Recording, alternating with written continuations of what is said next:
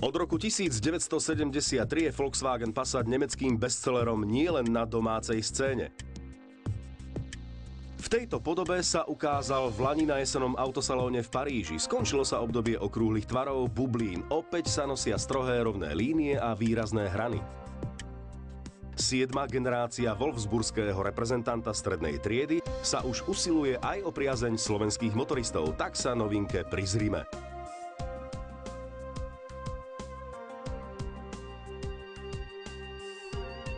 Hranaté zadné skupinové svetlá sú novinkou karosérie Kombi, ktorá je veľmi vyhľadávanou verziou. Nevyužívajú ju totiž len rodine založení, ale vo veľkom slúži aj ako firemné auto pre obchodníkov. Tomu zodpovedá aj tvar batožinového priestoru a jeho usporiadanie. Strešné lyžiny sú estetický, ale praktický prvok na Kombi verzii. Po vyklopení zadných dverí sa nám otvoril priestor so základným objemom úctyhodných 603 litrov. Nechýba ani priečinok pod dnom batožinového priestoru a na uchytenie nákladu sa núka niekoľko možností. Po sklopení zadných operadiel sa môže batožinový priestor zväčšiť až na 1731 litrov. Vzadu sediaci nemajú pocit stiesnenosti. Priestoru na kolená aj nad hlavami je dosť. Koncernovou tradíciou značky je, že v interiéri dizajnéri veľmi neexperimentujú.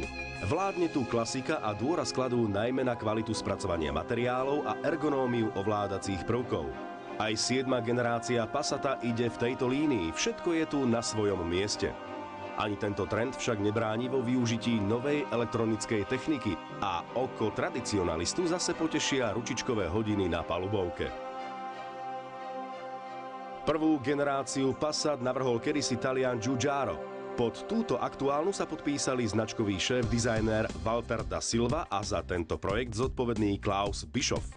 V duchu doby skrýva interiér viacero odkladacích priečinkov. V jednom z nich je aj prípojka na externý zvukový nosič. Pod kapotu nazrieme o chvíľu, teraz ideme do Ženevy.